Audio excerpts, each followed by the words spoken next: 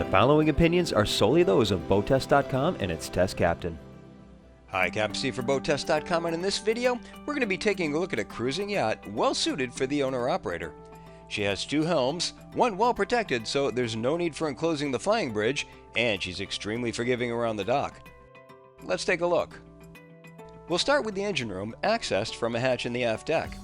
Available engines are the Cummins QSB 6.7 480 horsepower, the QSC 8.3 600 horsepower, or the QS M11 715 horsepower.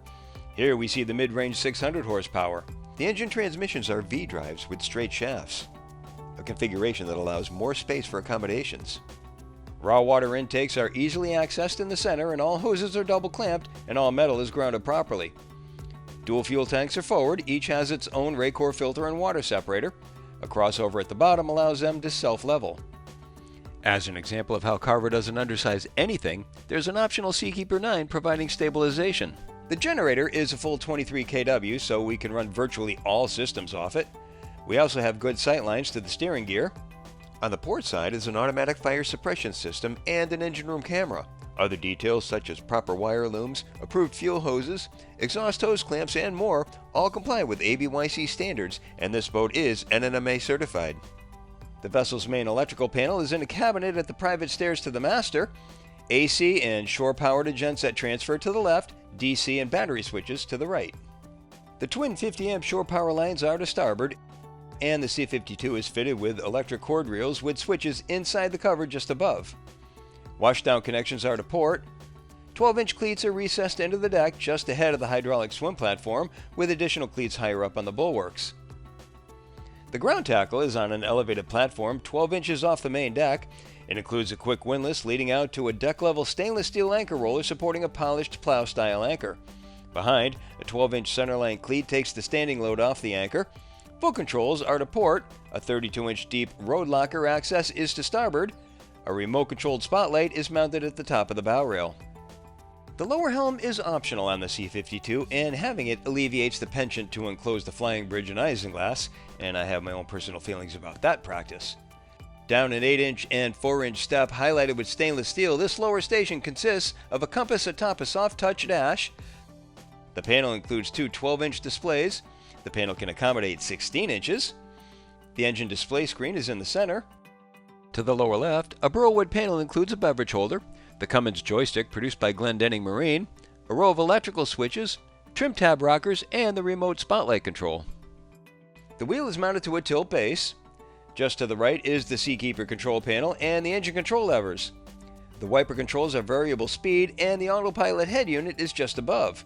The VHF is mounted all the way to the right.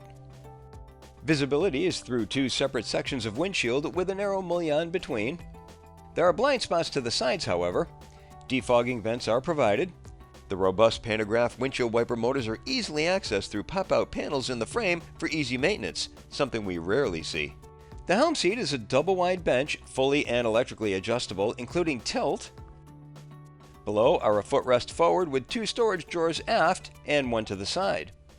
Above the footrest and to the left, a climate control vent is just above the VHF speaker. To the right is a second vent and a 110-volt outlet. The flying bridge helm is standard, starboard mounted, and like the optional lower helm, it starts with a soft touch dash with a compass centrally mounted. Below are two 12-inch displays with the vessel view engine monitor in between. All electrical switches are grouped to the left, then the trim tab rockers just below the spotlight remote. The 14-inch wheel is mounted to a tilt base. To the right is the autopilot control head, the Cummins joystick, and the VHF handheld remote. A panel to the right side of the console houses the Seakeeper control panel just ahead of the engine controls. Further back is a convenient storage compartment. The comfortable high back seat includes a flip bolster and two flip armrests. Normally, we just see an ineffective windscreen wrapping around the front of the flybridge. Here, a more effective addition is added. There's excellent visibility with the narrow hardtop supports offering no impediments at all. This position also provides good sight lines to the stern down the flybridge companionway. Now, let's get underway and look at her performance. The Carver C52 Command Bridge has a length overall of 51 feet 10 inches, a beam of 15 feet 8 inches, and a draft of 48 inches. With an empty weight of 42,000 pounds, 98% fuel, the optional Seakeeper 9, and 4 people on board, we had an estimated test weight of 47,800 pounds. With the twin 600 horsepower Cummins QSB 8.3 engines turning 29 by 35 4-bladed Acme props and spun up to 3,000 RPM, we reached our top speed of 29.9 knots. Carver's test results of 31 knots didn't include the added weight of the optional Seakeeper 9, and we did notice some fouling on the bottom. It was at that 16.7 knot speed that produced a 27.5 gallon per hour fuel burn that resulted in a range of just under 300 nautical miles, all while still holding back a 10% reserve from her 550 gallon total fuel capacity. She has a plumb bow with a full-length stainless steel stem protector. This leads to hard chines carried well forward to throw water clear of the hull and present a dry ride, even at speed. At cruise, she rides 5 degrees bow high. With flatcom test conditions, we unfortunately weren't able to comment on how that plumb bow carves into head seas, but crossing wakes showed no concerns. Otherwise, she had the solid feel of a comfortable cruising yacht with easy handling characteristics. Docking using the Cummins joystick was a non-event, with the interaction between the stick and the drives being dialed in perfectly. We made the approach, rotated, and backed into the narrow slip with exacting precision and good visibility thanks to the flybridge stairs. Overall, this was an extremely comfortable boat with docile handling characteristics.